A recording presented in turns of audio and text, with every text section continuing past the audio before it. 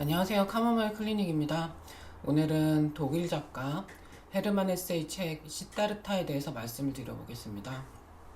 1922년도에 발표된 작품이고요. 개신교 선교사의 아들로 태어났던 헤세가 동양 사상인 불교와 힌두교 사상을 취용했습니다. 완성자는 미소 짓는다. 왜 꼭 웃어야 하는가? 이 작품의 중요한 주제 중에 하나입니다. 행복한 사람은 자연스럽게 미소를 짓고 있습니다. 썩소도 아니고 가식스러운 미소도 아니고 되게 자연스럽게 보면 보기 좋은 그런 웃음을 짓고 있거든요. 배트맨 1편에 나온 잭 니콜슨이 연기한 조커가 웃는 모습입니다. 왜 이렇게 웃고 있냐고 사람들이 물어보니까 Life's been good to me. 사는 게 즐거워서 이렇게 말을 합니다. 하지만 이 경우에서 조커는 웃고 싶어서 웃는 게 아니거든요. 무슨 화학약품 통에 몸 전체가 빠져가지고 얼굴 근육이 다 망가지는 바람에 그 웃는 표정이 고정된 거거든요. 웃지 않을래야 웃지 않을 수 없는 딱 그 상황인데요. 이와는 반대로 완성자, 즉 불교적으로 말해서 열반을 이룬 사람은 계속 자연스럽게 즐거운 사람이라고 볼 수 있습니다. 불교 용어로 하면 진아, 힌두교 용어로 하면 아트만이라고 합니다. 즉 진정한 나, 그리고 나다운 나가 완성이 된 건데, 이렇게 되면 모든 나의 생각과 행동이 자연스러운 본성에 맞춰지기 때문에 하는 일들이 즐거워지고 미소를 짓게 됩니다. 그리고 이 이야기는 헤르만 헤세의 다른 작품인 데미안과도 이어집니다.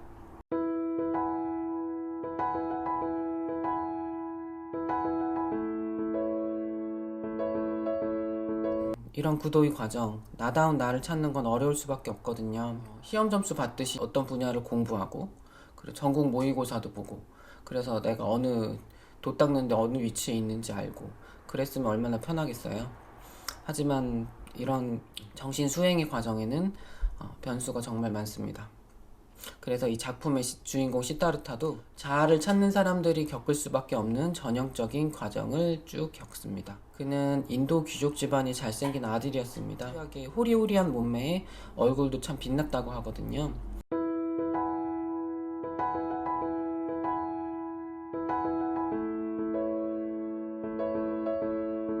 이렇게 남들이 보기에는 부족한 게 없어 보이는 그런 젊은 귀족의 아들이었거든요.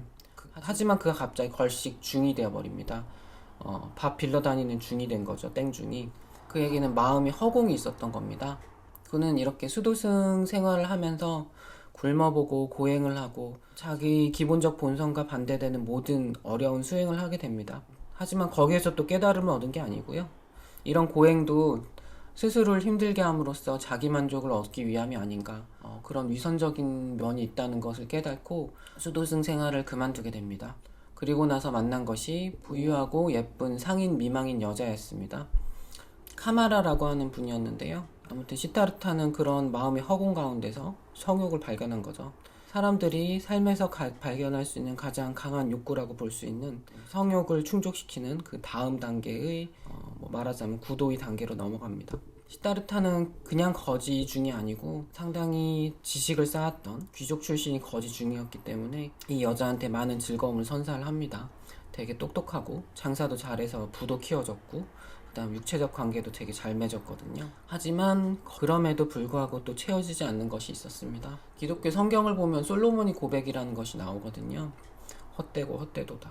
그러니까 이분은 이스라엘의 왕이었고 이 시다르타와 마찬가지로 모든 부와 모든 권력과 모든 여자 그런 것들이 다 있었거든요. 이 상인 여자 카마라와의 만남도 그리고 욕구가 충족됨에서 있어도 느껴지는 그 허무함 때문에 이 생활을 버리고 떠나버립니다. 그리고 그 떠나던 날 이 여자는 자신이 시다르타의 아들을 배웠다는 걸 알게 되죠. 그는 다시 거지꼴이 돼서 어느 강가의 뱃사공이 조수가 됩니다. 그리고 강가를 보면서 되게 깊은 철학적 생각이 잠기게 되죠. 이 모든 과정이 아주 아름다운 문체하에서 펼쳐집니다. 방황하던 사람이 구원을 찾는 고정된 클리셰지만 지루하지 않은 이유가 있습니다. 저는 이 시간에도 유튜브 촬영을 하고 있고 여러분들은 그걸 보고 있습니다. 그런데 시간이 없다라니. 하지만 시간이 모든 사람에게 공통적인 것 같지만 그렇지도 않습니다. 사진을 보시죠. 이 사진의 제목은 미스테리 오브 슬립입니다. 잠이 신비인데요. 사람이 잠이 들면 갑자기 시간이 없어지잖아요. 깨어보면 딱 다음날 시간 이동을 한 것처럼. 아, 그렇구나. 시간은 의식의 정도에 따라 아주 주관적일 수 있다. 그런 관점을 표현한 그림입니다. 초현실주의 화가인 살바도르 달리도 그런 신비를 그린 겁니다. 이 생각을 표현한 좋은 구절이 시계는 존재한다. 하지만 시간은 존재하지 않는다라는 말입니다.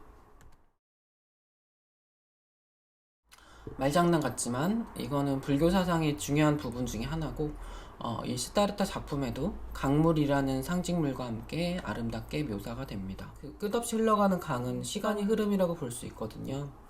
근데 만약에 좀 더 비행기를 타서 높은 하늘에서 강물이 흘러가는 걸 보면 똑같은 시간이라도 좀 먼 관점에서 볼 수가 있겠죠. 그리고 만약에 우주선을 타고 우주 공간에서 그걸 본다면 아예 보이지 않을 정도까지 보이거든요. 그러니까 이런 시야의 변경, 시야의 차이에 따라서 같은 사물, 같은 흐름, 그러니까 하나의 강이 흘러가는 거잖아요. 그것도 완전히 다르게 보이거든요. 사람이 시간과 공간을 어떻게 생각하고 자기 삶의 의미를 어떻게 생각하는 거에 따라서 인생이 다가오는 그런 색채, 그런 느낌 자체가 완전히 달라지거든요. 삶이 한순간 한순간이 너무 입체적이면서 다면적이면서 나에게 절절하게 다가오는 그런 삶을 살 수 있게 되는 거거든요. 그래서 이 작품의 결말에서 아주 감동적으로 표현이 됩니다. 시타르타는 유년 시절인 친구인 고빈다를 다시 만나게 되는데요. 고빈다는 아직 승려 생활을 하고 있었고 시타르타는 깨달은 자였습니다. 거기에서 나오는 구절이 이렇습니다. 그러나 아무것도 죽는 것은 없었다. 다만 형체가 변하는 것뿐이었고 항상 새로이 나며 항상 새로운 모양을 가지는 것이었다. 고빈다는 또한 보았다. 유전하는 무수한 형체 위에 뜬 가면의 웃음, 단일의 웃음, 수천이 생과 사를 동일한 것으로 보는 웃음을.